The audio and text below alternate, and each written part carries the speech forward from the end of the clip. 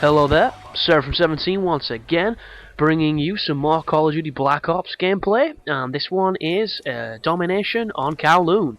And the first thing I'm going to do with my lovely red dotted commando is I'm going to rush up to B, get behind this basket, and I'm going to start slaying some dudes, because if you can get up here right off the spawn, you will get any of the aggressive players that are going to be pushing for B, and you can also have a nice back view of the area you came from for anybody trying to flank round and capture your home flag.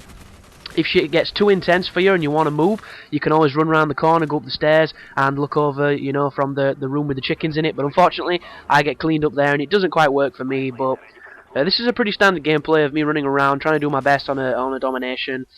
I do have to cap a few flags on my own because my team were just fucking all over the place. I got a lovely grenade there on B of somebody trying to cap it, and I come back to this area. You're going to see this quite a lot because it is a good strategy. I don't know what that guy's doing in the corner. Maybe he's, you know, checking his phone, but it's not going to work. And if he wants to come back, there's going to be a lovely claymore sitting for him, just waiting on his ass. And then I start waiting for this guy, but nobody comes that way. And I do believe that I'm going to go around to the right to check to see if anybody's flanking around the other side of their spawn. And lo and behold, I saved my ass from getting a humiliation by that motherfucker. But this gameplay is not really going to be too much about the commentary. I just wanted to do a nice little introduction there of telling you what's happening, because I do enjoy doing those ones, and I haven't done one for a while, so there's probably going to be another video that's nothing but play-by-play. This one, though, is going to be a news update, and that's not for my channel, that's just literally the news in gaming. It's not the news as in, you know, what's been happening in Norway and everything, because I've already addressed that, but the first site I'm going to be going to here is Xbox360achievements.org. It's a site I love. It's a site that most achievement whores will know. And the first few stories are about, excuse me, Need for Speed and Dead Island novel coming in September, which I'm not too fussed about. Then there's the From Dust, now available on Xbox Live Arcade, which is one of the games in the summer of the arcade, which looks really cool. But I've not checked it out. It's kind of like black and white, kind of doing, you know, the whole God thing. And then we have Worms Ultimate Mayhem wriggling onto XBLA, so more Worms coming this year. And that is a really interesting fact, because where I live is actually very close to the Team 17's headquarters. They actually recruit games design students from my university, and I was dead tempted to try and get somewhere on their staff, be it, you know, game testing, or just being the guy that has the balls to say, this is shit, take it out, when everyone else is just sucking dick. But yeah, well, that's the best story, best save for another time. But anyhow, a lot of my friends that have had exposure to the Team 17 dev team basically say if you bring Worms up to those, they get really mad, because it's the only game that anybody ever remembers by them, and they have made other games. And I don't really understand that, because Worms is easily the best thing they've ever made, regardless of if they want to be forgotten for it. It's like, come on guys, you made a fantastic game, everything else is in the shadow of it, it's just how it works. I mean, look at fucking Bungie. They made Halo. Do you think anybody else is looking back at what Bungie made before Halo? I don't think they are. It's just how it works. But after that, we've got some NBA Jam news, but I'm not too bothered about. There's also a Microsoft sale item, early August XBL content, a double whammy. No idea what that includes. Let's have a click on that, see if it takes us any further. What do you have to say, Mr. Internet? We've got a Halo Reach Defiant map pack going cheap.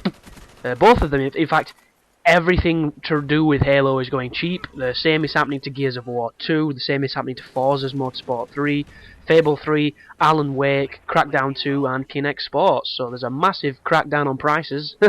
See what I did there? Oh, I'll kill myself now. But there that is. And we have a body count achievement list, which is the team that brought to you Black. I think they came from either Criterion or something along like the lines of that, and they did the Burnout of a gun game, and it was for the PS2, and it was a fantastic game. But their most recent title that they're working on is called Body Count, and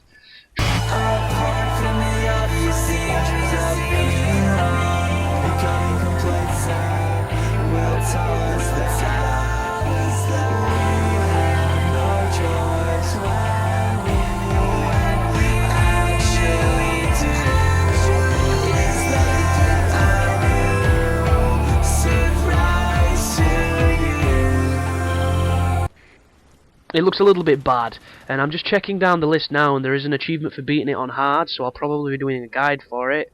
I don't see anything more difficult than that. The rest is just to do with the game itself, so that could be quite cool. But moving away from this website now onto the next one that's behind this window, and we are on the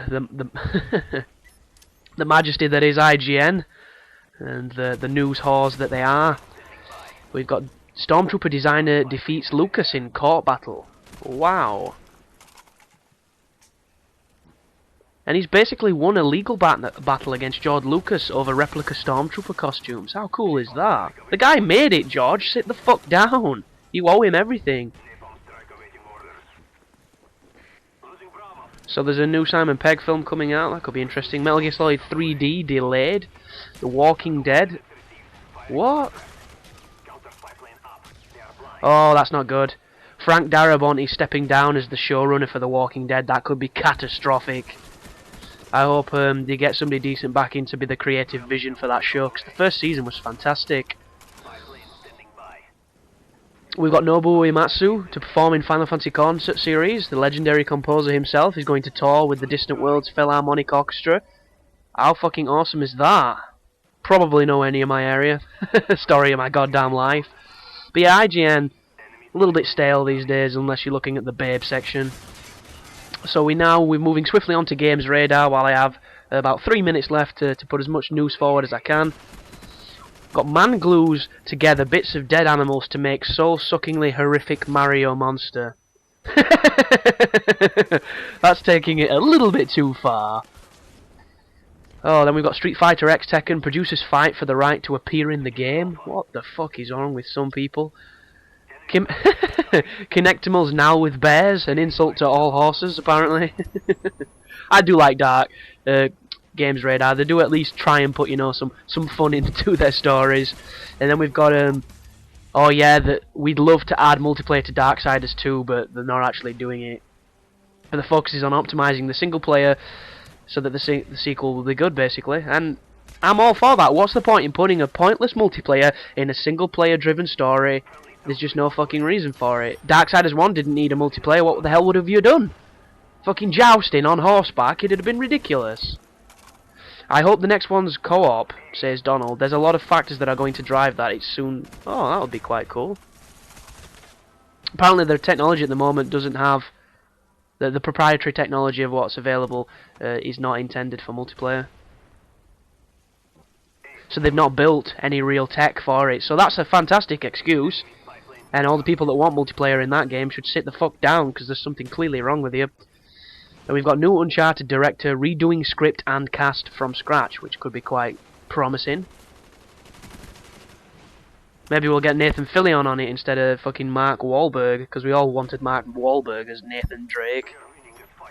And finally, the last site I'll be going to is Giant Bomb. And Giant Bomb has had some changes over the last few weeks. Everything looks a little bit different.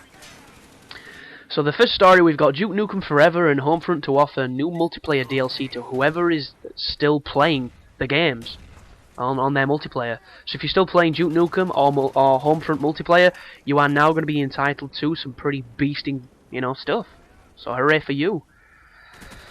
And then we've got Smash TV plus Legend of Zelda plus Roguelike equals The Binding of Isaac, which I'm assuming is going to be either an indie game or an Xbox Live title. And then there's a quick look of the new Fallout New Vegas DLC, Old World Blues, which I'm going to put forth now. I'm not doing a guide for it, guys. I do apologise if anybody was looking forward to it. The DLC's been out for about 3 or 4 days now. I stopped playing it the first day after about the 5th fetch fucking quest that pissed me off to high heaven, and I've come to the conclusion that the DLC is a worthless piece of abortion. It is fucking garbage. It took about as much effort to make as it did to download. It's just poor and I don't like it, so I'm not making a guide for it. Then we've got... unfortunately that's the end of the game, guys, so I hope that was enjoyable enough. Thanks for watching, and you take care now.